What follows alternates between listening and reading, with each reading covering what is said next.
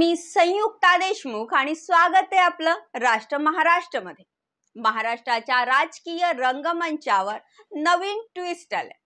संजय राऊत यांनी भाजपचे कपट आणि अजित पवार, देवेंद्र फडणवीस आणि एकनाथ शिंदे यांच्या भूमिकांवर प्रश्न उपस्थित केले। याला प्रत्युत्तर देताना सुनील तटकरे आणि गिरीश महाजन यांनी 2019 मधील निवडणुकांवर आधारित टीका केली आहे।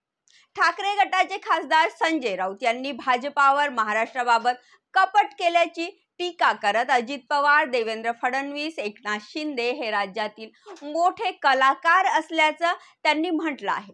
चला तर मग या वक्तव्यामागचं सत्य जाणून घेऊया। संजय राऊतांनी माध्यमांशी बोलताना भाजपचं महाराष्ट्राबाबत कपट किती आधीपासून सुरू आहे हे स्पष्ट केलं।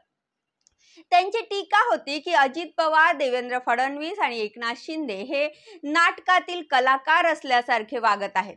महाराष्ट्राला नाटकाची मोठी परंपरा आहे, मात्र या नाट्यसृष्टीने अजित पवार, देवेंद्र फडणवीस, एकनाथ शिंदे यांच्याकडे दुर्लक्ष केलेले आहे। यांनाही नाट्यसृष्टीत सामावून घेतलं पाहिजे। हे तिन्ही लोक उत्तमपणे मेकअप करतात, त्यांचे चेहरे बदलतात। अजित पवार हे एका गुप्तहेराप्रमाणे नाव आणि चेहरा बदलवून खोट्या मिशा लावून दिल्लीत अमित शहा यांना भेटायला जात होते। देवेंद्र फडणवीस आणि एकनाथ शिंदे रात्री वेश बदलून रस्त्यावरच्या दिव्याखाली बसून सरकार कसं पाडायचं यावर चर्चा करत होते। ही फार मोठी गोष्ट आहे। हे लोक मोठे कलाकार आहेत।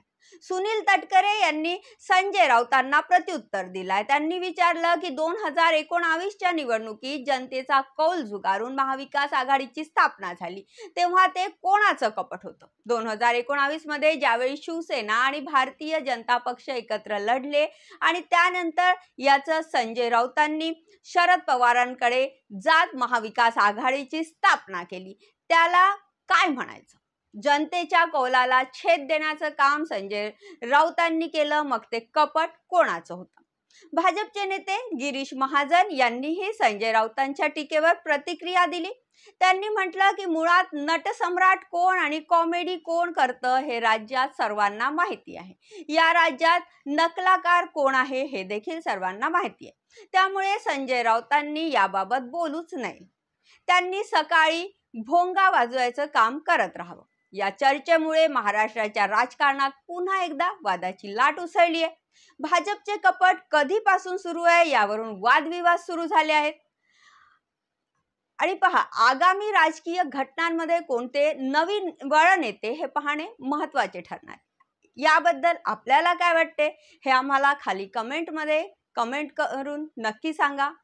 आजच्यासाठी एवढेच। परत भेटू एका नव्या विषयासोबत। तोपर्यंत पाहत रहा राष्ट्र महाराष्ट्र। आमच्या चॅनलला लाईक करा, सबस्क्राईब करा आणि व्हिडिओ आवडला असेल तर जास्तीत जास्त शेअर करा। धन्यवाद।